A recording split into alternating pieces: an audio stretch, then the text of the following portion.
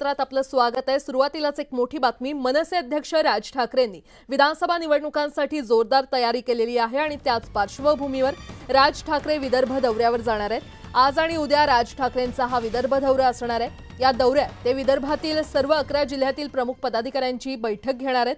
27 तारखेला पश्चिम विदर्भातील अमरावती, बुलढाणा, अकोला, वाशिम आणि यवतमाळ या 5 जिल्ह्यांचा आढावा घेतील।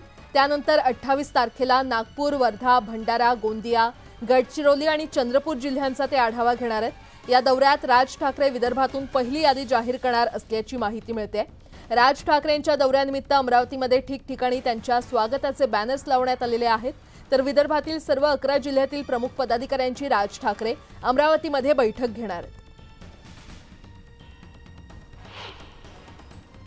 मनसे प्रमुख राज ठाकरे हे आजपासून 2 दिवस विदर्भ दौऱ्यावर येणार आहेत आणि त्यांच्या स्वागताची जय्यत तयारी झालेली आहे। अमरावतीच्या याच हॉटेल ग्रँड मैफिलमध्ये राज ठाकरे यांचं 2 दिवस मुक्काम राहणार आहे आणि राज ठाकरे यांच्या स्वागतासाठी अमरावती शहरात ठिकठिकाणी मोठमोठाले होर्डिंग्स आणि बॅनर्स लागलेले आहे। आणि महत्त्वाचं म्हणजे राज ठाकरे ज्यांचा उल्लेख जो आहे तो ठाकरे घराण्यातील स्वाभिमानी भावी मुख्यमंत्री, हिंदू जननायक राज ठाकरे यांचं अंबानगरीत भव्य स्वागत अशा प्रकारचे जे बॅनर आहेत, बॅनर अमरावती शहरात लागलेला आहे। राज ठाकरे यांचा भावी मुख्यमंत्री आणि हिंदू जननायक असा जो उल्लेख आहे, असा उल्लेख कार्यकर्त्यांकडून केला गेलेला आहे।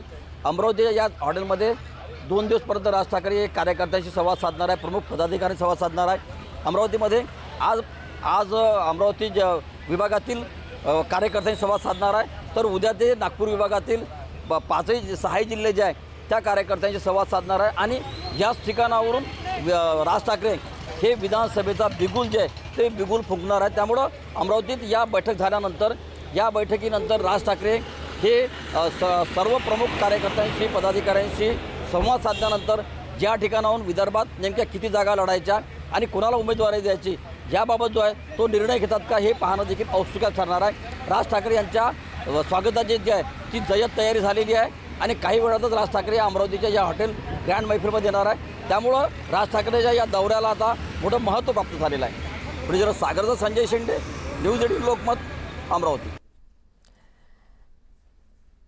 आणखी एक मोठी बातमी। महाराष्ट्रातील विधानसभा निवडणुकीच्या 2024च्या तयारीचा आढावा घेण्यासाठी निवडणूक आयोगाचं पथक काल सायंकाळी उशिरा मुंबईत पोहोचलं।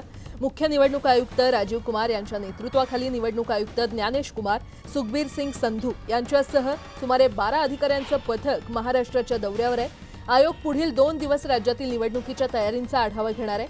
महाराष्ट्र विधानसभेचा कार्यकाळ 26 नोव्हेंबरला संपत आहे।